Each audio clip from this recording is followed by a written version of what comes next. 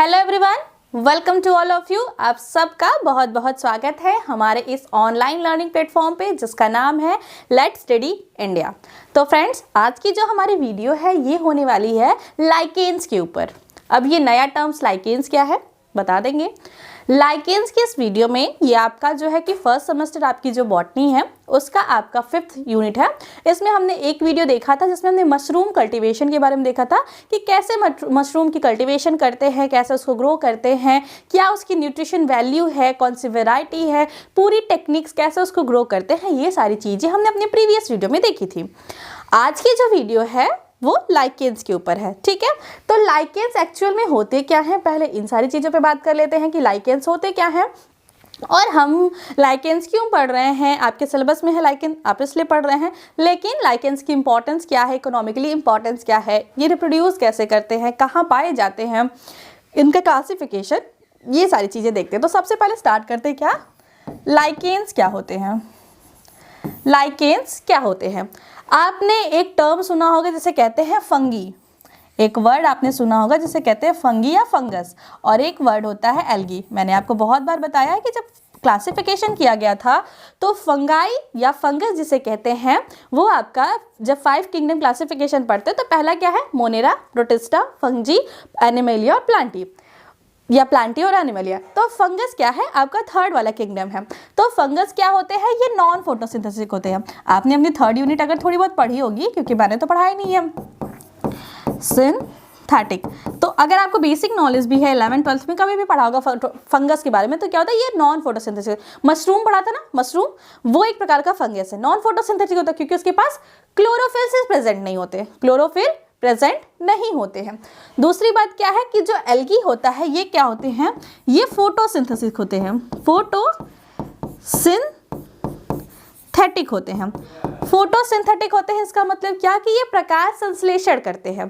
प्रकाश संश्लेषण का मतलब क्या कि सूर्य के प्रकाश की उपस्थिति में क्या करते हैं प्लांट, कार्बन डाइऑक्साइड लेते हैं, वाटर लेते हैं और क्या बनाते हैं, ग्लूकोज बनाते हैं और ऑक्सीजन बनाते हैं। तो ये जो प्रोसेस है इसको क्या कहते हैं, फोटोसिंथेसिस। तो ये एल्गी क्या करते हैं, ये भी फोटोसिंथेसिस करते हैं। अब आप लोगों को लग रहा होगा कि पढ़ा रही थी लाइकेन और चली गई फंगी और एल्गी में। तो हम क्या करेंगे कि लाइकेन्स क्या होते हैं इसको समझने के लिए आपको फंगी और एल्गी के बारे में थोड़ा सा जानना जरूरी था। क्यों, क्योंकि लाइकेन्स क्या होते हैं, ये होते हैं एल्गी प्लस फंगी। अब ये क्या बात हो गई, देखिए लाइकेन्स एक ऐसा ग्रुप होता है प्लांट का जिसमें फंगी और प्लांट का एसोसिएशन होता है, फंगी और एल्गी का एसोसिएशन होता है। एसोसिएशन का मतलब क्या कि ये दोनों साथ साथ रहते हैं। जैसे होता है ना कि आपको कोई काम नहीं आता है और आपके सिस्टर को वो काम आता है, जैसे कि आपको कुकिंग करना नहीं आता, आपके सिस्टर को जो है कि घर का साफ सफाई करने नहीं आता, मम्मी घर पे नहीं रहती तो होता है कि हम खाना बना लेते हैं, आप साफ सफाई कर लो। ऐसे होता है कि जो काम आपको परफेक्ट आता है आप वो कर लेते हैं, जो दूसरे को आता है वो दोनों कर लेते हैं, फिर दोनों काम हो जाता है। तो उसी तरीके से फंगी क्या है, इसकी जो रूट्स होती हैं ये वाटर को, न्यूट्रिएंट को एब्जॉर्ब बहुत अच्छी तरीके से कर लेती हैं। मतलब क्या करती हैं, एब्जॉर्ब न्यूट्रिएंट फ्रॉम सॉइल। ये क्या, सॉइल से न्यूट्रिएंट को एब्जॉर्ब करती हैं। और जो एल्गी होती हैं ये क्या करती हैं, फोटोसिंथेसिस करती हैं। तो देखिए एक प्लांट को सरवाइव करने के लिए क्या क्या चीज़ें चाहिए उसको, अगर वो उसको भोजन चाहिए, ठीक है, रहने के लिए स्थान चाहिए, और क्या चाहिए, खाना और रहने के लिए स्थान और रिप्रोडक्शन, 3 ही चीज़ें होती हैं। जैसे एक ह्यूमन की, या ह्यूमन को अगर छोड़ दे, किसी नॉर्मल ऑर्गेनिज्म की बात करें तो उसके जीवन की 2 मुख्य अवस्थाएं होती है, एक उसका रिप्रोडक्शन हो सके, उसकी जनरेशन आगे बन सके, और दूसरा उसको खाने के लिए मिल सके, रहने के लिए सुरक्षित स्थान मिल सके, या फिर ऐसी जगह मिल सके जहां वो प्रेडेटर से अपने आप को बचाए। अगर जिंदा रहेगा तभी तो रिप्रोडक्शन कर पाएगा। तो जीवन की 2 नीड होती है, एक फीडिंग मतलब खाना, और दूसरी क्या, ब्रीडिंग मतलब रिप्रोडक्शन करना। तो उसी तरीके से फंगी और एल्गी में क्या होता है कि फंगी क्या करता है, वो जमीन में न्यूट्रिएंट वाटर्स को एब्जॉर्ब करता है और किसको ट्रांसफर करता है, एल्गी को। अब एल्गी क्या करता है कि हमारी फोटोसिंथेसिस वाली रिएक्शन याद है ना, CO2 + H2O, दिस गिव्स, यहाँ पे सनलाइट आ रही है और हमको क्या मिल रहा है, हमको मिल रहा है ग्लूकोज और हमको मिल रहा है क्या, ऑक्सीजन। ये चीज़ें हो रही हैं। तो अब कार्बन डाइऑक्साइड क्या है कि कार्बन डाइऑक्साइड तो इन्वायरमेंट से मिल जाएगी, अब न्यूट्रिएंट और जो H2O मिलेगा मतलब वाटर के साथ जो न्यूट्रिएंट चाहिए होगी वो फंगी एब्जॉर्ब करेगा। और ये आगे का काम जो कि लाइट को एब्जॉर्ब करना और ये फोटोसिंथेसिस करना, ऑक्सीजन रिलीज करना, ये सारे काम कौन करेंगे? एल्गी करेगा। तो मतलब इसको जो नहीं आता था वो इसने कर दिया और इसको जो नहीं आता था वो इसने कर दिया, तो दोनों का मिला के अच्छा काम हो गया, बेस्ट काम हो गया, अच्छा रिजल्ट है, दोनों की सर्वाइवल की चांसेस बढ़ चुके हैं। मान लीजिए कि कोई एल्गी ऐसे जगह ग्रो होता जहाँ पे मतलब न्यूट्रिएंट वगैरह की थोड़ी कमी, क्योंकि आपको पता है कि एल्गी में क्या होता है, रूट्स जो हैं वो वेल डेवलप नहीं होते हैं, रूट्स नॉट वेल डेवलप, इनकी रूट्स जो हैं वो वेल डेवलप नहीं होती है, तो ये अपना न्यूट्रिएंट बहुत अच्छी तरीके से अब्जॉर्ब नहीं कर सकते। अगर न्यूट्रिएंट थोड़ा डीप है या न्यूट्रिएंट उतनी अच्छी क्वालिटी में नहीं है तो ये सर्वाइव नहीं कर पाते। बस फोटोसिंथेसिस करने से थोड़ी ना कुछ होता है, इनको वाटर भी तो चाहिए, इनको जमीन से नाइट्रोजन भी तो चाहिए, ये सारी चीज़ें चाहिए इनको, तो ये सारी चीज़ें इनको नहीं मिल पाती तो ये सर्वाइव नहीं कर पाते। लेकिन अगर फंगस इनके साथ है तो ये वाला काम इनका फंगस कर देता है। अब फंगस को क्या होता है, जो फंगी होते हैं वो अपना न्यूट्रिशन कहाँ से लेते हैं, फंगी कहाँ से न्यूट्रिशन लेते हैं, ये ऑर्गेनिक, एक मिनट, फंगी क्या करते हैं, ये ऑर्गेनिक जो मैटर होते हैं, ऑर्गेनिक मैटर को डिकम्पोज करते हैं, ऑर्गेनिक मैटर को क्या करते हैं, डिकम्पोज करते हैं। और इसको डिकम्पोज करने के बाद क्या होता है कि ये अपना इस मैटर को डिकम्पोज करते हैं और उसके बाद इनको जो न्यूट्रिशन मिलता है उसको डिकम्पोज करने से जो एनर्जी मिलती है उसको एज अ फूड यूज़ करते हैं। तो ज़रूरी नहीं है कि फंगी को हमेशा ऑर्गेनिक मैटर मिले ही। मान लीजिए कि वो ऐसी जगह पे ग्रो करता है जहाँ पे पहले ऑर्गेनिक मैटर थे, उनकी पॉपुलेशन बढ़ी, लेकिन एक टाइम के बाद तो ऑर्गेनिक मैटर खत्म हो जाएगा ना, तो फिर ये सर्वाइव कैसे करेंगे, तो ये भी एडजस्ट नहीं कर पाते। और अगर न्यूट्रिएंट को ये वहाँ पे जमीन में न्यूट्रिएंट ना हो तो एल्गी भी एडजस्ट नहीं कर पाएंगे। तो अब दोनों साथ में रहेंगे, क्योंकि इसका बेस्ट क्या है, ये एब्जॉर्ब कर सकता है, इसका क्या बेस्ट है कि ये फोटोसिंथेसिस कर सकते हैं।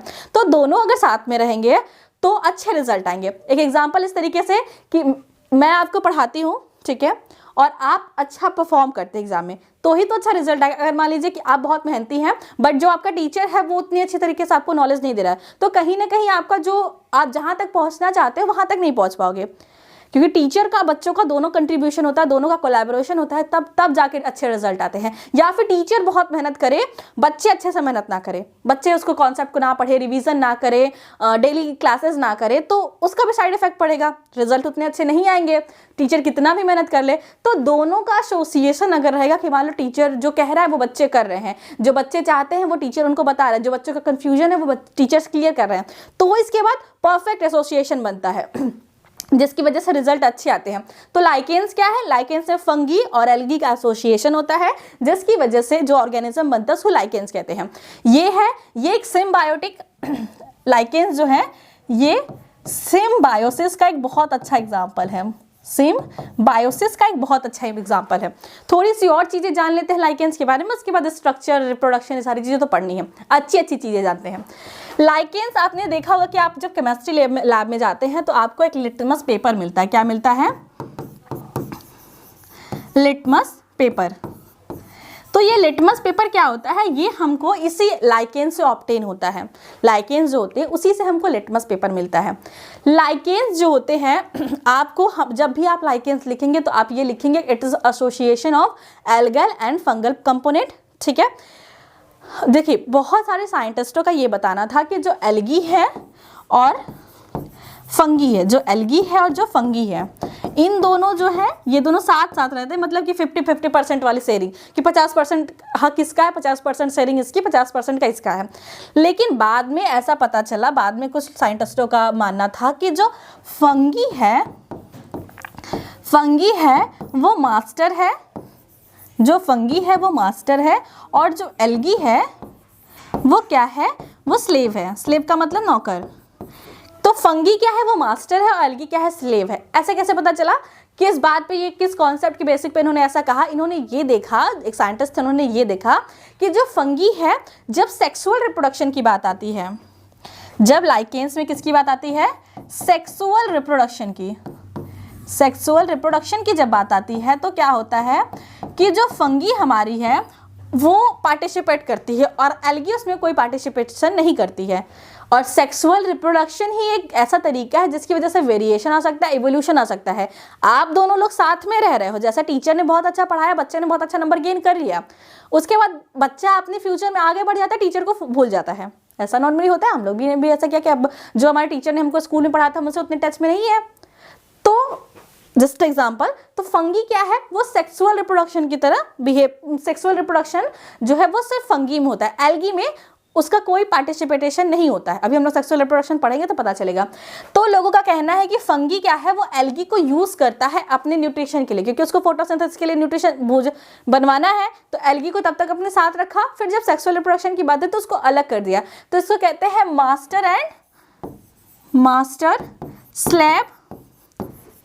मास्टर स्लेव जो है कि रिलेशनशिप। तो दोनों बातें होती है, कुछ साइंटिस्ट इसको मानते हैं कि ये सिम्बायोसिस है और कुछ साइंटिस्ट मानते हैं कि ये मास्टर स्लेव रिलेशनशिप है। ठीक है, तो ये कुछ बातें थी लाइकेंस के बारे में। स्लाइड पे चलते हैं, थोड़ी सी हिस्ट्री देखेंगे, वो कहाँ कहाँ पे ग्रो होते हैं। एक बात और मैं बता देती हूँ, सिर्फ एक बात, आपने एक टर्म पढ़ा होगा 12th में, सक्सेशन, या फिर उसे हम लोग क्या कहते हैं, सक्सेशन का मतलब ये कि ऐसी जमीन जहां पे पहले कोई लाइफ एग्जिस्ट नहीं करती थी, या फिर उस टाइम वहां पे कोई लाइफ नहीं थी, बाद में धीरे धीरे ड्यू टू द टाइम वहां पे प्लांट स्पीसीज ग्रो होने लगी और धीरे धीरे वहां पे पूरा क्लाइमैक्स मतलब पूरी ट्री बन गई। जैसे कि आप एग्जांपल ले सकते हैं कि मान लीजिए कोई ऐसा जगह है, मान लीजिए जहाँ पे अभी भी वॉल्केनिक इरप्शन हुआ है, या फिर कोई ऐसी जगह है जहाँ बेयर रॉक से, मतलब एकदम बेयर रॉक से वहाँ मिट्टी वगैरह नहीं है, तो वहाँ पे लाइकेंस ग्रो करते हैं। मतलब लाइकेंस जो होते हैं ये सॉइल फॉर्मर्स होते हैं, सॉइल फॉर्मर्स। अब सॉइल फॉर्मर्स का क्या मतलब है कि ये क्या करते हैं, ये मिट्टी बनाते हैं। जब भी कहीं जीरो सीयर होता है, जीरो सीयर का मतलब क्या कि जहां पे पहले से कोई न्यूट्रिशन ना प्रेजेंट हो और वहां पे क्या हो, जीरो का मतलब होता है मरुस्थल जैसी कंडीशन, जीरोस कंडीशन जहां पे प्रेजेंट हो, ऐसी जो सक्सेशन होता है उसको जीरो सीयर कहते हैं। तो यहाँ पे देखिए बहुत ज़्यादा दूर नहीं जाना है, सक्सेशन वो प्रोसेस होता है जहाँ पे पहले लाइफ एग्जिस्ट नहीं करती थी, ड्यू टू द टाइम वहाँ पे लाइफ एग्जिस्ट करना स्टार्ट करती है और धीरे धीरे वहाँ पे क्लाइमैक्स आता है। तो जो हमारी एल्गी है उसमें हम लोग पढ़ेंगे कि सबसे पहले हम लोग पढ़ेंगे क्या, क्रुस्टोस एल्गी। सबसे पहले क्या पढ़ेंगे, क्रुस्टोस एल्गी, फिर हम लोग पढ़ेंगे फ्रूटिकोज एल्गी, फ्रूटिकोज एल्गी, फिर हम लोग पढ़ेंगे क्या, फोलियोज एल्गी। उसके बाद फोलियोज एल्गी पढ़ने के बाद फिर आते हैं मॉसेस। मॉसेस का मतलब क्या, वो आपके ब्रायोफाइट्स, मॉसेस आते हैं। मॉसेस के बाद फिर एक मिनट थोड़ा सा, हाँ मॉसेस आते हैं, मॉसेस आते हैं, फिर उसके बाद धीरे धीरे वहाँ डाइवर्सिटी इंक्रीज होती है और लास्ट में क्या बनते हैं, श्रब बनते हैं, श्रब बनते हैं, उसके बाद ट्रीज बन जाते हैं। मान लीजिए हब बना, श्रब बना, ट्रीज बन गया। तो ये जो तरीका है ये एक तरीके का सक्सेशन है। तो मतलब ये क्रुस्टोस आते हैं तो वहाँ पे थोड़ी सी मिट्टी का फॉर्मेशन करना स्टार्ट करते हैं, फिर फ्रूटिकेज टाइप के लाइकेंस वहाँ पे ग्रो होते हैं, फिर फोलियोज ग्रो होते हैं, फिर ऐसी कंडीशन होती है कि वहाँ मॉसेस ग्रो सकते हैं, क्योंकि कोई ऑर्गेनिज्म अगर बना है तो उसकी डेथ होगी, डेथ होगी तो ऑर्गेनिक मैटर वहाँ बनेगा, ऑर्गेनिक मैटर बनेगा तो दूसरे लोगों को ग्रो करना ईजी हो जाएगा, फिर वो उसकी डेथ होगी तो नए लोग आएंगे, उनको ग्रो करना ईजी हो जाएगा। तो इस तरीके से जो है सक्सेशन होता है। जो क्लाइमैक्स स्टेज आने में या फिर कहीं पे वेजिटेशन ग्रो करने में लाइकेंस का बहुत इंपॉर्टेंट रोल है। अगर लाइकेंस नहीं आते तो थोड़ा सा भी ऑर्गेनिक मैटर वहाँ पे नहीं बनता और जिसकी वजह से सक्सेशन नहीं हो पाता। तो जो लाइकेंस है ये बहुत ज़्यादा इंपॉर्टेंट है हमारी अर्थ के लिए, सॉइल फॉर्मेशन के लिए। और एक सैड बात ये बताती हूँ कि हमारी जो सिटी होती है, जो बिग सिटीज़ हैं या कोई भी सिटी जो है जहाँ पे पोल्यूशन लेवल काफ़ी हाई है, सिटी में लाइकेंस जो हैं ग्रो नहीं होते, क्योंकि ना ये एयर पोल्यूशन जो होता है, एयर पोल्यूशन इनके प्रति बहुत सेंसिटिव होते हैं, बहुत ज़्यादा सेंसिटिव। एयर पोल्यूशन के लिए क्या होते हैं, सेंसिटिव होते हैं, सेंसिटिव होते हैं। एयर पोल्यूशन के लिए सेंसिटिव होने का क्या मतलब है कि जहाँ पे भी मोस्टली SO2 गैस प्रेजेंट होती है, SO2 पोल्यूशन होता है, सल्फर डाइऑक्साइड पोल्यूशन होता है, वहाँ पे ये ग्रो नहीं करती हैं। तो किसी भी सिटी में पोल्यूशन कितना लेवल है, अगर वहाँ पे लाइकेंस ग्रो हो रहे हैं तो इसका मतलब कि वहाँ पे एयर पोल्यूशन का जो इंडेक्स है वो बहुत कम है। तो ये कुछ चीज़ें थी लाइकेंस के बारे में, बेसिक सी अंडरस्टैंडिंग थी लाइकेंस के बारे में। अब हम क्या करेंगे, अब हम लोग अपने स्लाइड पे चलेंगे और वहाँ पे एक एक चीज़ें देखेंगे। सबसे पहले आता है कि लाइकेंस वर्ड किसने दिया, तो लाइकेंस टर्म सबसे पहले दिया था किसने, थ्रियोफेस्टस ने। आज मैंने नया कलर ट्राई किया, आप लोग बताइएगा कमेंट बॉक्स में कि स्लाइड का ये कलर आपको अच्छा लगता है या फिर कौन सा कलर स्लाइड पे रखा जाए, व्हाइट ही ठीक था, ब्लैक किया जाए, ये कलर किया जाए। तो आप लोग अपने सजेशन दीजिएगा, उस हिसाब से स्लाइड्स बनाई जाएगी। टर्म किसने दिया था, थ्रियोफेस्टस ने। अब हमको आप लोग बताएंगे कि थ्रियोफेस्टस कौन थे। ये बात आपको क्या करनी है, कमेंट सेक्शन में बतानी है कि थ्रियोफेस्टस एक्चुअल में कौन थे, इनका जो सबसे मेन टारगेट इनको और किस नाम से जाना जाता है वो आप लोग कमेंट सेक्शन में बताएंगे। मैंने बताया है इसलिए मैं पूछ रही हूँ। तो क्या दिया, the term first given by Theophrastus for superficially on the bark of the Olea europaea olive group.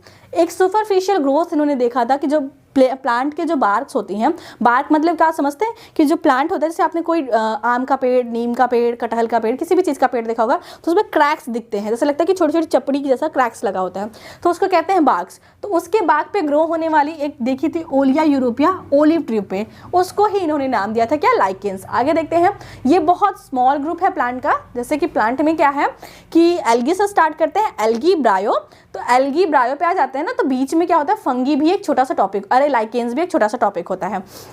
तो बहुत स्मॉल ग्रुप है प्लांट का, इसमें बस 400 जनर और 1600 स्पीसीज है। इतनी तो आपकी किसी एक पर्टिकुलर फैमिली में होती है। ये बहुत स्मॉल ग्रुप है क्योंकि ये बहुत जल्दी जल्दी ग्रोथ नहीं करते, जल्दी बहुत रिप्रोडक्शन नहीं करते, सारे कंडीशन में सर्वाइव नहीं करते। जैसे कि सूखे में भी रह सकते हैं और गीले में भी रह सकते हैं, ऐसे जगह पे रह सकते हैं, लेकिन जहाँ भी थोड़ा सा पोल्यूशन हुआ वहाँ पे इनकी ग्रोथ खत्म हो जाती है। और आपको पता है जब से हम ह्यूमन का डोमिनेंस हुआ है धरती पे, तब से हम लोग पोल्यूशन बढ़ाए जा रहे हैं। फिर क्या दिया है, वही चीज जो मैंने आपको बताई कि lichens is an association of fungus and algal component photosynthetic symbiotic result in a stable thallus of a specific character. यहाँ पे थैलस होगा, thallus of a specific character दिया है कि लाइकेंस है वो एसोसिएशन किसका, फंगस का और एल्गल का। फोटोसिंथेटिक कंपोनेंट है, result in a stable thallus of specific character. Thallus का मतलब आपको समझ में आता है, थैलस वो स्ट्रक्चर होता है जिसमें ना तो रूट पता चले कि कौन सा है, ना तो स्टेम पता चले कौन सा है, ना तो सूट पता चले, स्टेम पता चले, रूट पता चले, लीफ पता चले, कुछ भी पता, डिफ्रेंसिएशन नहीं होता। थैलस का मतलब क्या, थैलस का मतलब, थैलस मतलब no differentiation between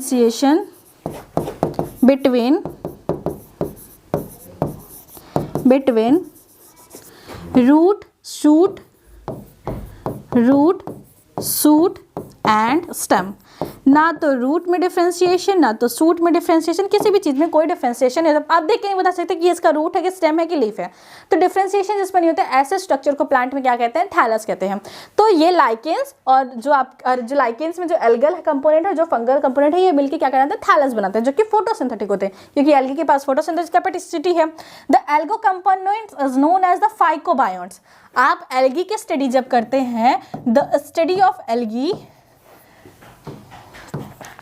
study of algae called phycology. Phycology अभी मैं बताती हूँ कैसे याद करना है। स्टडी ऑफ फंगी को क्या कहते हैं, study of fungi called mycology, mycology. तो अब ये टर्म अगर आपको याद रखना है तो प्लांट में क्या होता है, फोटोसिंथेसिस, और प्लांट को क्या कहते हैं, फाइटोवर्ड से यूज करते हैं। तो एल्गी के पास फोटोसिंथेसिस है, तो फाइकोलॉजी क्या हो गया, एल्गी की स्टडी। मैं ऐसे ही याद करती थी और आप लोग भी अगर ऐसे याद करते हैं तो भूलेंगे नहीं, क्योंकि बच्चे फाइकोलॉजी और माइकोलॉजी में बहुत ज़्यादा कंफ्यूज होते हैं। मेरे टाइम पे भी बहुत सारे स्टूडेंट्स इसमें कंफ्यूज थे, लेकिन मैंने इसको इसी तरीके से लर्न किया था। तो फाइकोलॉजी और माइकोलॉजी आप इस तरीके से याद कर सकते हैं कि एल्गी में क्या होता है, फोटोसिंथेसिस, फोटोसिंथेसिस का कैरेक्टर है प्लांट का, तो प्लांट के लिए क्या वर्ड कहते हैं, फाइटो। तो फाइटो क्या है, एल्गी के लिए यूज हुआ है, माइको क्या है, फंगी के लिए यूज हुआ है। अगर वो फाइको एल्गी के लिए, तो जो बच्चा है वो फंगी के लिए हो जाएगा। तो इस तरीके से जो हमारा ये रेज कर देती हूँ मैं, ठीक है, थैलस नो डिफ्रेंशिएशन वाला टर्म जो है, तो जो एल्गी है उसको क्या कहते हैं, इसको कहते हैं फाइकोबायोन्ट, इसको कहते हैं फाइकोबायोन्ट। और जो फंगल कंपोनेंट है इसको कहते हैं माइकोबायोन्ट। मतलब कि लाइकेंस में मान लीजिए कि ये लाइकेंस है, मान लीजिए ये लाइकेंस है, इसमें इतना दूर एल्गी, इतना दूर फंगी है, तो जो एल्गी वाला पार्ट है, जो एल्गी वाला पार्ट है, इसको हम लोग क्या कह देंगे, फाइकोबायोन्ट। और जो फंगी वाला पार्ट है इसको हम लोग क्या कह देंगे, माइकोबायोन्ट। ठीक है, एल्गी और फंगी। शायद वीडियो थोड़ी लंबी हो जाए, पर कोई बात नहीं, 2 लेक्चर कर लेंगे, बट आपको समझ में आनी चाहिए कि एल्गी फंगी क्या होता है। आपको बस घर पे जाके रिवीजन करना, इतनी बार इतनी अच्छी तरीके से मैं आपको ये कॉन्सेप्ट रिवाइज करा दूंगी, बता दूंगी। उसके बाद क्या दिया है, initially lichens were considered to be individual plant. पहले लोगों को लगता था कि लाइकेंस जो है वो एक इंडिविजुअल प्लांट है, and were include in mosses, और इसको कहाँ पे रखा गया था, मॉसेस ग्रुप में इसको रखा गया था। बट स्वेंडियर, एक साइंटिस्ट का नाम है स्वेंडियर, गेव द हाइपोथेसिस, उन्होंने हाइपोथेसिस दिया था, उन्होंने बताया था कि जो एक मिनट चेंज कर लेते हैं कलर, हाँ, इन्होंने बताया कि जो एल्गी जो लाइकेंस है वो 2 कंपोनेंट का जो है कि वो क्या है, 2 कंपोनेंट का जो है कि मिला हुआ बना होता है। इन्होंने ये बात बताई थी, और इसको क्या कहा था, फंगी पैरासाइटिंग एल्गी। उन्होंने इसको क्या टर्म दिया था कि फंगी जो कि पैरासाइट है किसके ऊपर, एल्गी के ऊपर। इन्होंने क्या बताया था कि फंगी पैरासाइटिंग एल्गी, एल्गी के ऊपर फंगी जो है एज अ पैरासाइट रह रही है, एल्गी भोजन बना रही है, उसको ये यूज़ कर रही है। इन्होंने सबसे पहले बताया था कि ये प्लांट नहीं है, ये एल्गल और फंगल कंपोनेंट का एसोसिएशन है। और इन्होंने ये बात कही थी कि जो फंगी है वो कहीं ना कहीं पैरासाइट है किसके ऊपर, एल्गी के ऊपर, ये बात इन्होंने कही थी। एक और साइंटिस्ट जो मैंने आपको बताया था कि Crombie gave the master slab hypothesis, master slab hypothesis किसने दिया था, क्रॉम्बी, और इसको क्या कहते हैं, हेलोटिज्म कहते हैं। ये आप लोग साइंटिस्ट का नाम याद रखेंगे। इन्होंने हाइपोथेसिस वही दिया था जो मैंने आपको बताया। इन्होंने इसको एक नाम और दिया था, husband and wife association, husband and wife association. इसलिए इन्होंने इसको ये नाम दिया था ना, समझिए, जो नॉर्मल हमारी जो कल्चर थी हस्बैंड और वाइफ वाली, उसको दिमाग में रख के इन्होंने ये एसोसिएशन दिया था।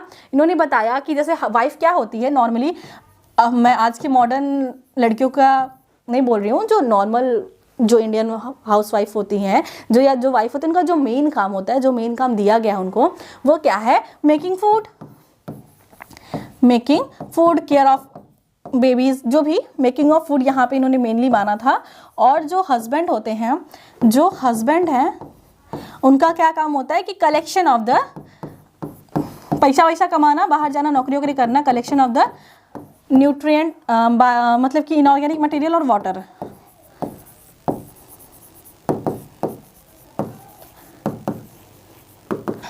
मतलब कि क्या, पैसा कमाना, सारी सुख सुविधाएं जो है कि जो खाना बनाने के लिए जो भी चाहिए वो सब सारी चीज़ें कलेक्ट करना किसका काम है, हस्बैंड का। तो हमारी फंगी और एल्गी में भी क्या हो रहा है, एल्गी जो है खाना बना रही है, घर पे बैठ के एक जगह बैठी, फोटोसिंथेसिस लिया, खाना बना रही, जो चीज़ें चाहिए वो फंगी ला के दे रहा है। तो कहीं ना कहीं ये हस्बैंड एंड वाइफ वाला रिलेशनशिप हो जाता है। अब हमारी आज की मॉडर्न लड़कियां ये नहीं कहेंगी कि मैम आप ऐसे कैसे कह सकते हैं, एक लड़कियां भी तो पैसा कमाने जाती हैं, लड़के भी खाना बना सकते हैं। हाँ ठीक है, कोई बात नहीं, लेकिन देखिए हमारे सोसाइटी में या हमारे नेचर में अगर कोई चीज़ें हैं तो उसके पीछे कोई ना कोई रीज़न है। चलिए आज थोड़ा टॉपिक से डाइवर्ट होकर मैं आपको एक कहानी बताती हूँ। कहानी आपकी इवोल्यूशन से है, आपके टॉपिक से अलग की कहानी नहीं है, कहानी है एवोल्यूशन की। हम लोगों को लगता है कि क्यों आप माने या ना माने, लेकिन जो मसल्स की पावर होती हैं वो बॉयज़ की एज़ कम्पेयर टू गर्ल्स ज़्यादा होती हैं। पता है ना कि डिब्बा नहीं खुलता है अगर मम्मी से, तो मम्मी ले जाके पापा को देते हैं कि थोड़ा खोल दीजिए, क्योंकि उनकी मसल्स पावर कहीं ना कहीं ज़्यादा है। वो ले जाके किसी ऐसे लोगों को देते हैं, अक्सर जो घर पे काम नहीं हो पाता, जो हम लोगों से सामान्य नहीं उठ पाते हैं, तो वो हम लोग अपने भैया को बुला लेते हैं कि भैया इसको वहाँ से यहाँ तक ट्रांसफ़र कर दो या ये काम कर दो। क्यों? क्योंकि उनकी जो मसल पावर होती हैं,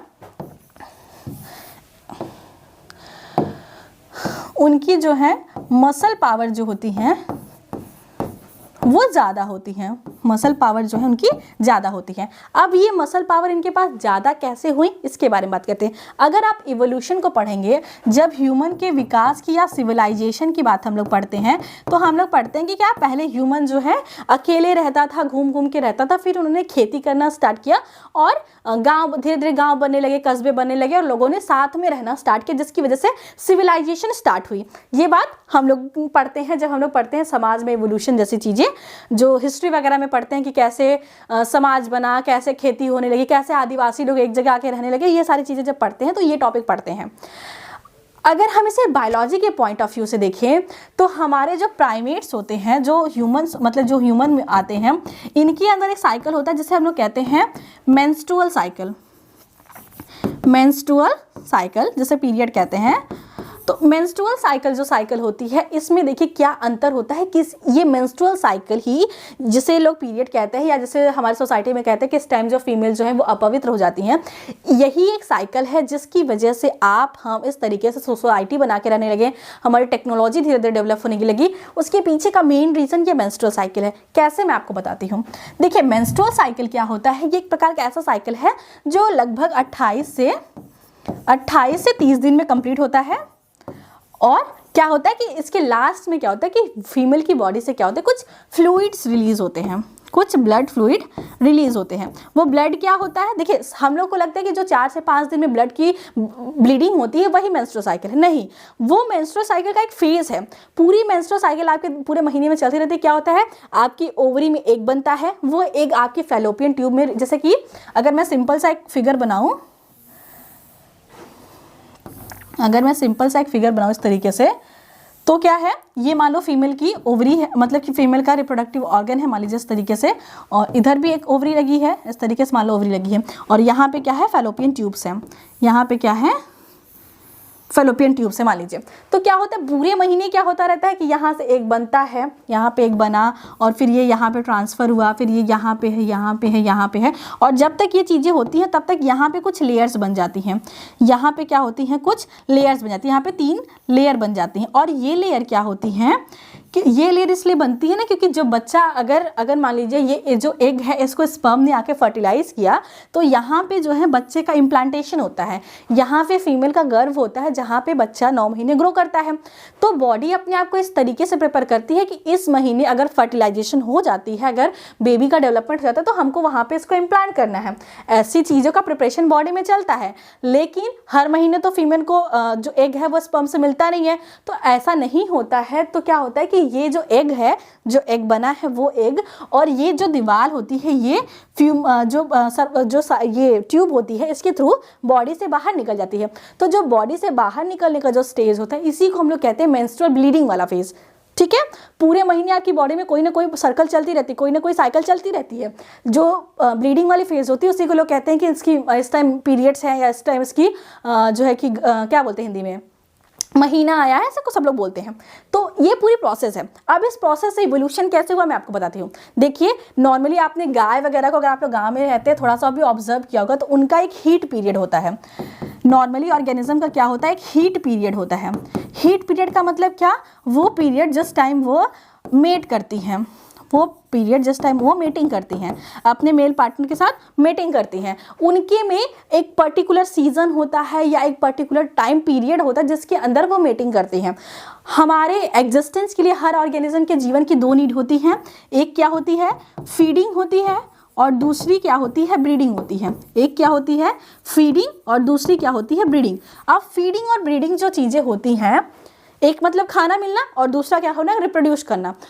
तो जो मेंस्ट्रुअल साइकिल होती है, ये एक ऐसी साइकिल होती है जिसमें क्या है कि एक मेल और एक फीमेल पूरे साल जो है वो मेट कर सकता है, पूरे साल जो है वो मेट कर सकता है। उसके अंदर जैसे कोई भी ऐसा पर्टिकुलर टाइम पीरियड नहीं होता जिसमें उसको मेट करना है। आप लोग गाय में देखते हैं जब वो हीट पीरियड में आती है तो सब लोग उसको सीमन देते हैं या फिर उसको सीमन दिलाया जाता है, चाहे वो आर्टिफिशियल सीमन हो चाहे वो नेचुरल सीमन हो। तो सीमन उसको दिया जाता है क्योंकि वो वही पीरियड होता है जब वो रिप्रोडक्शन कर सकती है, अपने बच्चे को जन्म दे सकती है।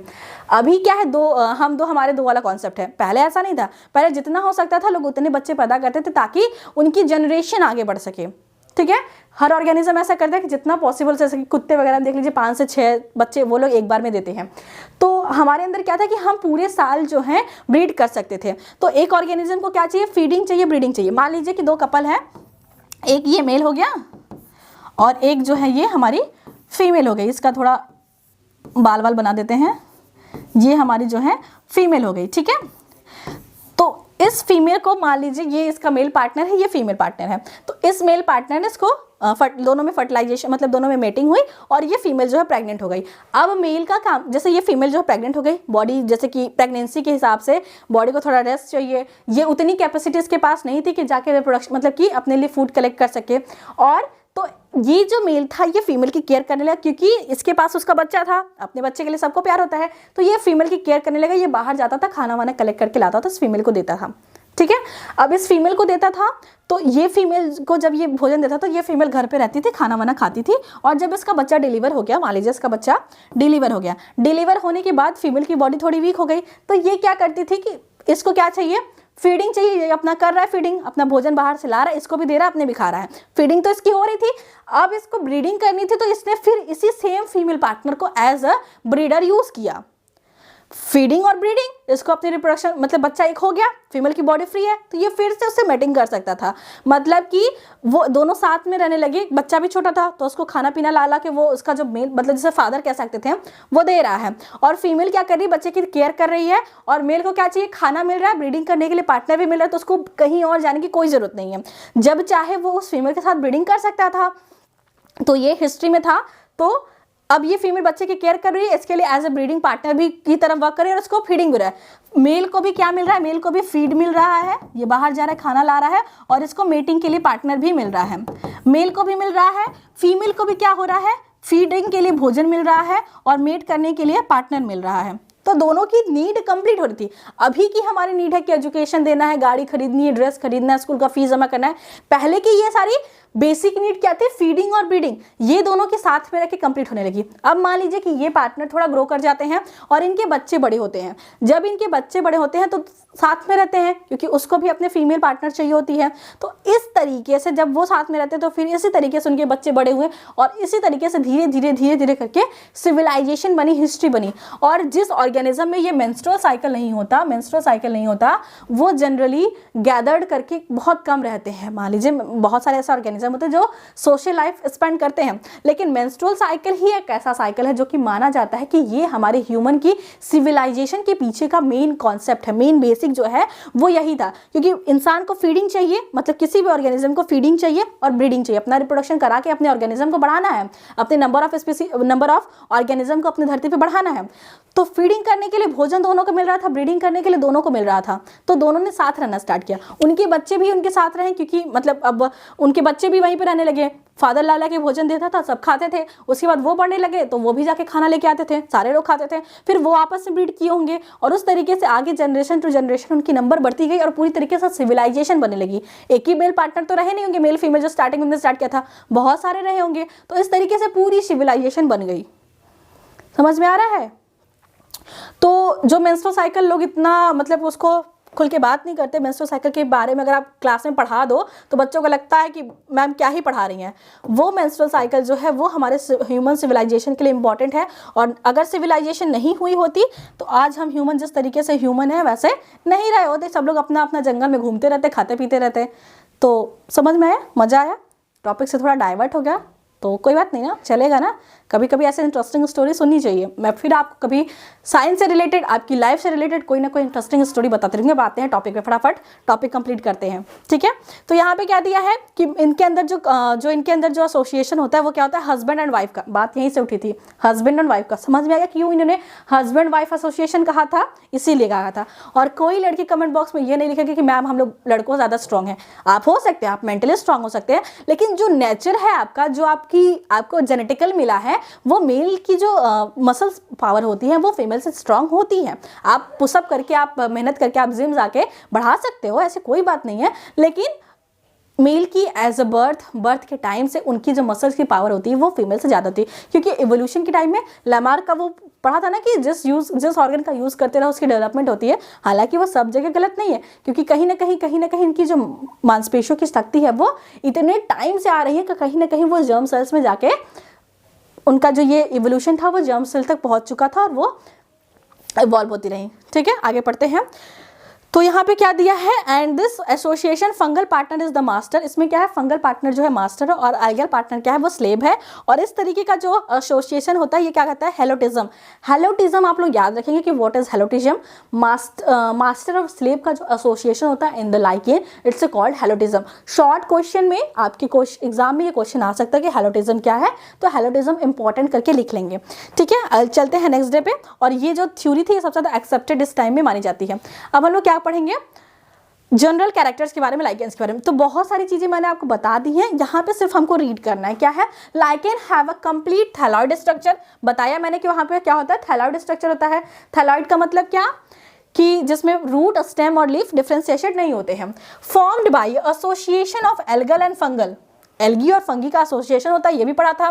The algal component of lichen form carbohydrate, जो एल्गल कंपोनेंट है वो क्या करता है, कार्बोहाइड्रेट बनाता है। कार्बोहाइड्रेट का मतलब क्या, C6H12O6 मतलब glucose, by photosynthesis, photosynthesis process के, which are utilised by both algal and fungal component, जो कि दोनों लोग यूज करते हैं, चाहे वो एल्गल कंपोनेंट हो चाहे वो फंगल कंपोनेंट हो। जैसे कि वो मेल पार्टनर जब खाना लेके आ रहा था तो अपने भी तो खा रहा था और अपनी फीमेल पार्टनर को भी खिला रहा था, तो उसी तरीके से एल्गी खाना बनाएगी तो अपने भी खाएगी, अपने मेल पार्टनर को भी देगी। आगे क्या है, the fungal component is responsible for the absorption and retention of the water. जो फंगल कंपोनेंट था वो क्या कर रहा था, एब्जॉर्प्शन कर रहा था और वाटर को बचा के रख रहा था, मतलब वाटर की नीड पूरी करना और जो ऑर्गेनिक मैटर चाहिए उसकी नीड पूरी करना, इनऑर्गेनिक मैटर, वो फंगल का काम था। ये बातें हमने पढ़ ली। On the basis of structure of thallus, lichens are classified into 3 broad type.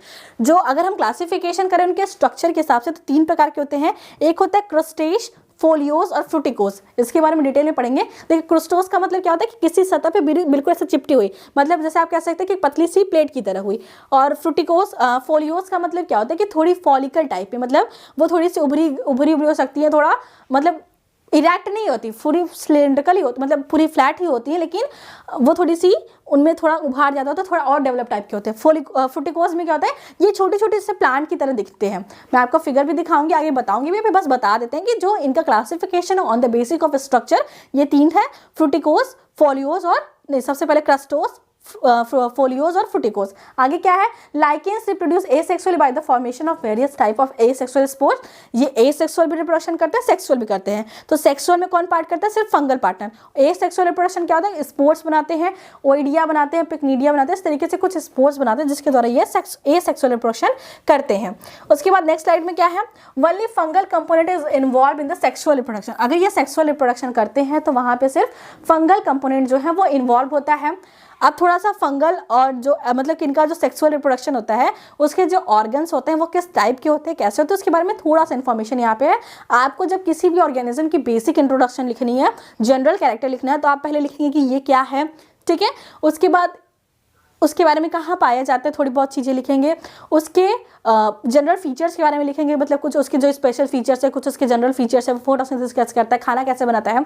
उसके बाद आप उसके रिप्रोडक्शन के बारे में लिखेंगे सबसे लास्ट में, पहले एसेक्सुअल रिप्रोडक्शन के बारे में, फिर सेक्सुअल रिप्रोडक्शन के बारे में लिखेंगे। तो सेक्सुअल रिप्रोडक्शन में क्या है कि फीमेल सेक्स ऑर्गन क्या कहलाती है, कार्पोगोनियम कहलाती है। जो फीमेल सेक्स ऑर्गन है वो कार्पोगोनियम कहलाती है। आप लोग को कार्पोगोनियम, आप लोग को रेड कलर दिख रहा है ना बोर्ड पे। और जो फीमेल सेक्स ऑर्गन होती है 2 पार्ट में डिफ्रेंशिएट होती है। जो बेशल पार्ट होता है, जो इसका बेशल पार्ट होता है वो कहलाता है एस्कोगोनियम। बेशल पार्ट क्या होता है, एस्कोगोनियम, क्योंकि यहाँ पे एस्कस का फॉर्मेशन होता है। आगे बताएंगे कि एस्कस क्या होता है। तो ये वाला पार्ट क्या कहलाता है, एस्कोगोनियम कहलाता है। और इलॉन्गेटेड मल्टीसेलुलर जो स्ट्रक्चर होता है वो क्या कहलाता है, ट्राइकोगाइनी, मतलब ये इलॉन्गेटेड स्ट्रक्चर और इस तरीके से क्वाइल्ड स्ट्रक्चर होता है जिसको हम लोग क्या कहते हैं, ट्राइकोगाइनी कहते हैं। तो ये हो गया मेल फीमेल के बारे में। मेल के बारे में क्या है, द मेल सेक्स ऑर्गन और फ्लास्क शेप। जो मेल्स का सेक्स ऑर्गन होता है ये फ्लास्क शेप होता है। जो फ्लास्क आपने देखा होगा केमिस्ट्री लैब में या फिर वॉस वगैरह फ्लास्क शेप के होते हैं, उसके बारे में। और क्या नाम है उसका, स्पर्मोगोनिया। जो फ्लास्क शेप मेल स्ट्रक्चर है उसका नाम क्या है, spermogonia. Found on the upper surface of the thallus they produce spermatia. ये क्या है, जो आपका थैलस है जहाँ पे मेल फीमेल है उसके आउटर ऊपरी वाले सरफेस में पाया जाता है और क्या बनाता है, स्पर्मेटिया बनाता है। आगे क्या है, the fruiting body of lichens, अरे भाई मिट जाओ, the fruiting body of lichen are disc shape. इनकी जो फ्रूटिंग बॉडी होता है उसका शेप क्या होता है, डिस्क होता है। और क्या होता है उसको क्या कहते हैं, एपोथीसिया कहते हैं। जो इनकी फ्रूटिंग बॉडी बनती है सेक्सुअल रिप्रोडक्शन के बाद, जो इनकी फ्रूटिंग बॉडी बनती है वो क्या होती है, डिस्क शेप होती है। इसका नाम क्या होता है, एपोथीसिया होता है अगर वो डिस्क शेप है तो। अगर फ्लास्क शेप है तो उसका नाम क्या होता है, पेरीथीसिया। मतलब 2 टाइप की जो आपकी फ्रूटिंग बॉडी है वो बनती है। अगर डिस्क शेप है तो एपोथीसिया और अगर फ्लास्क शेप है तो ये पेरीथीसिया कहलाती है। Produce by the germination of ascospore. और ये कैसे बनती है, एस्कोस्पोर के जर्मिनेशन से ये बनती है। When come in the contact with the suitable alga form a new lichen thallus. मतलब कि जब रिप्रोडक्शन करते हैं तो फंगी जो है वो एल्गा को छोड़ देता है। हस्बैंड वाइफ में भी ऐसा होता है, जो हस्बैंड होता है अपनी नीड के हिसाब से वाइफ को कहता है कि चुप रहो, तुम्हें बोलने की कोई जरूरत नहीं है, अपने किचन का काम रखो। ऐसा बोला जाता है जब बिजनेस वगैरह में फीमेल इन्वॉल्व होती थी पहले के टाइम पे। आपके टाइम पे आप ऐसा नहीं कर सकते। तो हस्बैंड या जिसे फंगल कह रहे हैं, वो रिप्रोडक्शन के टाइम पे, सेक्सुअल रिप्रोडक्शन के टाइम पे फीमेल को साइड कर देता था, मतलब जिसे हम लोग कह रहे हैं कि एल्गी। और जब रिप्रोडक्शन हो जाता था उसको कोई कॉम्पैक्ट एल्गी मिल जाते थे तो वो एज अ न्यू थैलस की तरह ग्रो हो करता था। अगर नहीं मिलती है तो वो एज अ फंगी ग्रो करने लगता था। The grow of the lichen is extremely slow. इसकी जो ग्रोथ होती है बहुत ज़्यादा धीरे होती है, मतलब एक आध साल में 2-3 सेंटीमीटर बढ़ जाए बहुत बड़ी बात है। They can survive high temperature, ये बहुत ज़्यादा हाई टेम्परेचर में भी सर्वाइव कर सकते हैं, ड्राई कंडीशन में भी सर्वाइव कर सकते हैं for a long time. Hence they can grow easily on dry substratum. ये ड्राई सबस्ट्रेटम पे भी आराम से रिलीज होते हैं। ये कुछ केमिकल्स रिलीज करते हैं जिसको कहते हैं ऑर्गेनिक एसिड या लाइकेनिक एसिड उसको कहते हैं। तो वो क्या करते हैं, वो सॉइल के फॉर्मेशन में हेल्प करते हैं। आगे क्या दिया है, lichens produce a specific acid known as the lichen acid. ये जो एसिड प्रोड्यूस करते हैं ना, एसिड का क्या काम होता है, किसी भी चीज़ को क्षरण करना, उनको डिजनरेट, उसको डिस्ट्रॉय करना। तो जब ये पत्थर को डिस्ट्रॉय करते हैं तो वहाँ पे सॉइल बनती है, क्योंकि रेत है, रेत में अगर आप ऑर्गेनिक चीज़ें डाल देते हैं तो वो सॉइल बन जाएगा, और सॉइल से अगर आप ऑर्गेनिक चीज़ें निकाल देते हैं तो वो रेत बन जाएगा। देखिए मरुस्थल वगैरह की जो ज़मीन है वहाँ पे रेत है, क्योंकि वहाँ पे ऑर्गेनिक मैटर नहीं है। और ऑर्गेनिक जो हमारी जो खेती वाली धरती है वो खेती लोग क्यों है, क्योंकि यहाँ पे ऑर्गेनिक मैटर ज़्यादा है। और हम लोग क्या करें, वो ऑर्गेनिक मैटर धरती से निकालते जा रहे हैं, उसको डाल नहीं रहे हैं। और धीरे धीरे हमारी सॉइल भी जो है डिजर्टिफिकेशन हो रहा है हमारी सॉइल का, मतलब मरुस्थलीकरण हो रहा है। मरुस्थलीकरण का मतलब क्या, कि जो हमारी कृषि योग्य भूमि थी वो कहीं ना कहीं मरुस्थल वाली भूमि में कन्वर्ट होती जा रही है। क्यों, क्योंकि हम लोग अपनी ज़मीन का फर्टिलिटी का बहुत ज़्यादा मिसयूज़ कर रहे हैं। एक टाइम ऐसा आएगा कि लोगों के पास इतना पैसा लगाएंगे फिर भी जो है खेत से उनको रिजल्ट उतने अच्छे नहीं मिलेंगे। हैबिटाट के बारे में बात करते हैं कि इनके हैबिटाट कैसे कैसे होते हैं।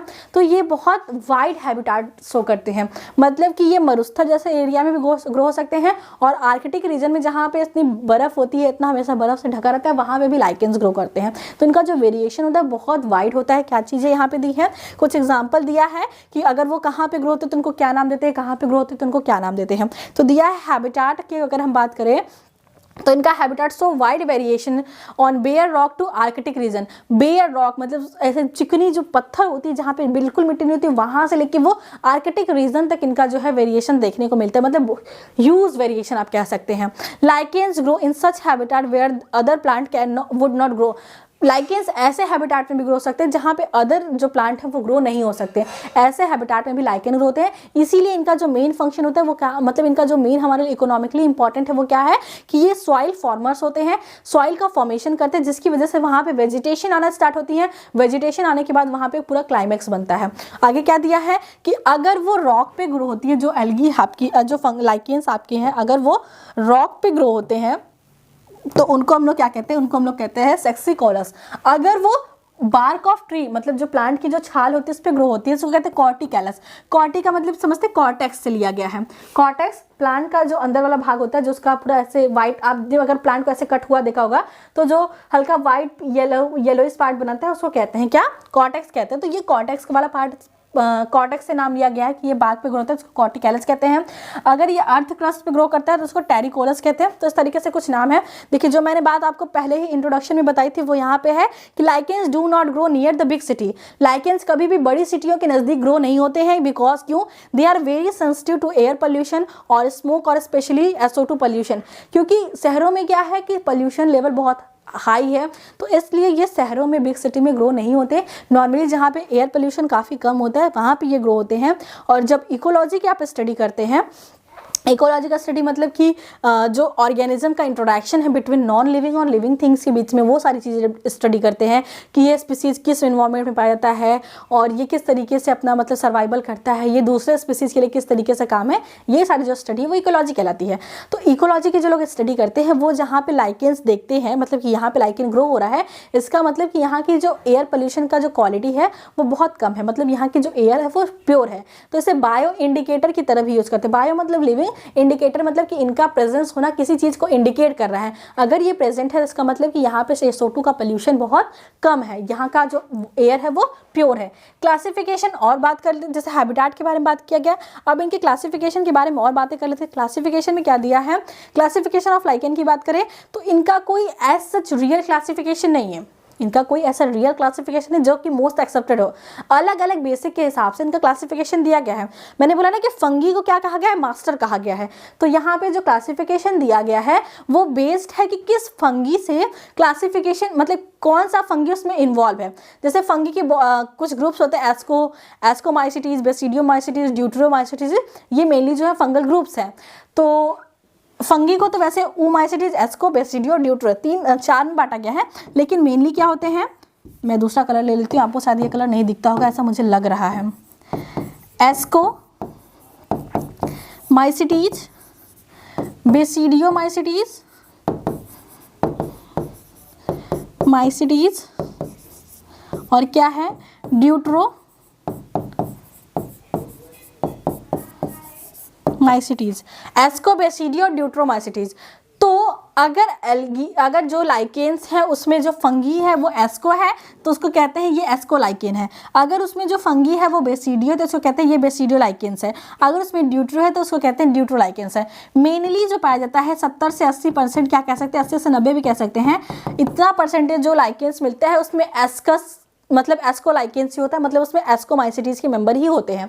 तो वही चीज़ दिया है, there is no natural system of classification, इसका कोई as such natural system classification नहीं है। According to the International Code of Botanical Nomenclature, मतलब कि ICBN के हिसाब से no significance is attached to the algal component for the classification of the lichens.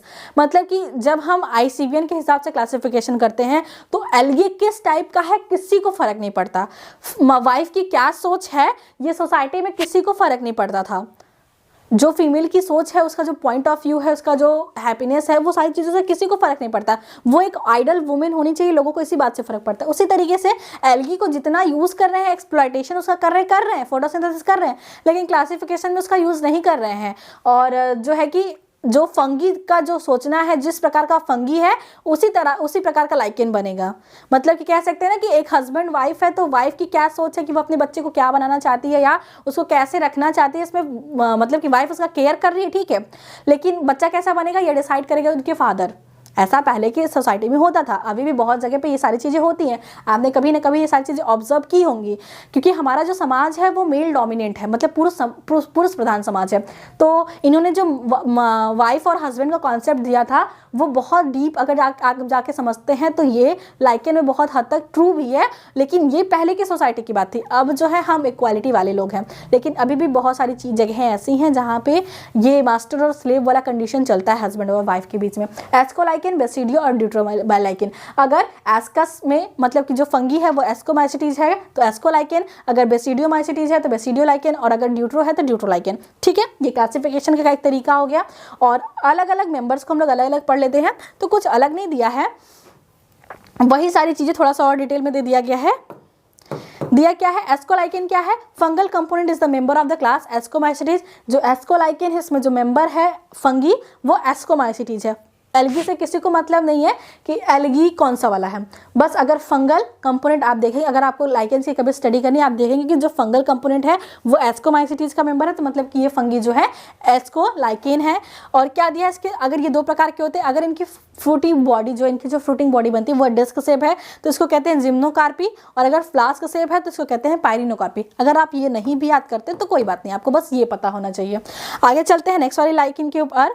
बेसिडियोलाइकेन क्या है, fungal component is the member of the basidiomycetes, ये फालतू में आ गया है। और क्या ड्यूटेरोलाइकेन क्या है, fungal component is the member of the deuteromycetes. जो मैंने आपको वहाँ पे शॉर्ट में लिख के बताया था वही अलग अलग स्लाइड पे लिख दिया गया है।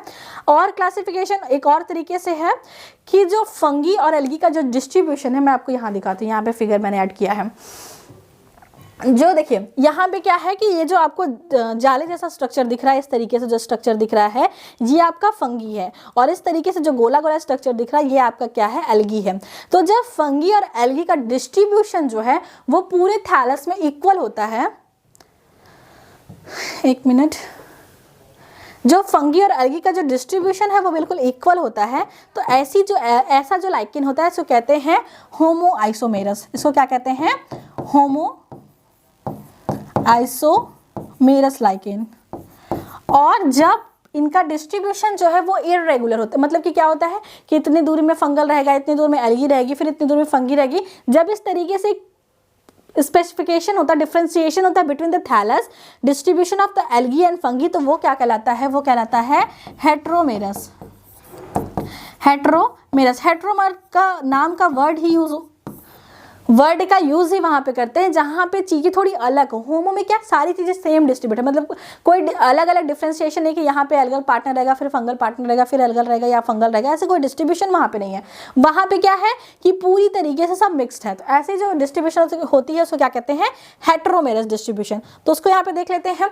होमो आइसोमेरस में क्या दिया है, where algal and fungal partner uniformly distributed, मतलब कि जहाँ पे एल्गल और फंगल पार्टनर हैं वो यूनिफॉर्मली मतलब कंप्लीट दोनों सब जगह पे बराबरी डिस्ट्रीब्यूट्स हैं इन द थैलस में। इट इज अ वेरी, मतलब उसको क्या कहते हैं, उसको कहते हैं होमो आइसोमेरस, और ये बहुत रेयर टाइप का अरेंजमेंट है।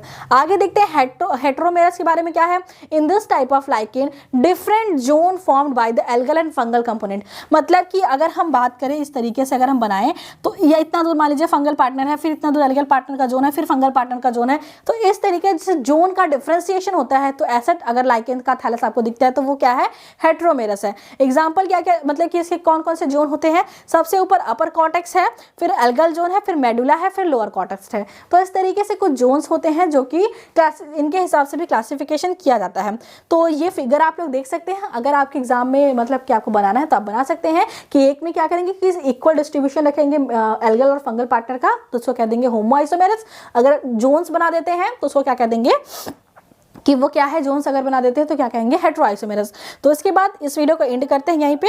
आगे हम लोग देखेंगे कि इनकी एक्सटर्नल मॉर्फोलॉजी कैसी होती है, जो हमने बताया कि क्रुस्टोस, फोलियोस और फ्रूटिकोस लाइकेंस होते हैं उसके बारे में देखेंगे। इनका कुछ फिगर मैंने ऐड किया, फिगर देखेंगे। उसके बाद इनका इंटरनल स्ट्रक्चर देखेंगे और फिर वहाँ पे बाद हम लोग बात करेंगे रिप्रोडक्शन के बारे में, और फिर लास्ट में बात करेंगे इनकी इकोनॉमिक इंपॉर्टेंस के बारे में। और ये वीडियो आपका, ये जो टॉपिक है आपका लाइकेंस का, उसकी सिग्निफिकेंस का, वो खत्म हो जाएगा। तो मिलते हैं नेक्स्ट वीडियो में with the topic of the morphology and structure and reproduction of the lichens. तब तक पढ़ाई करते रहिए और रिवीजन करते रहिए। All the very best.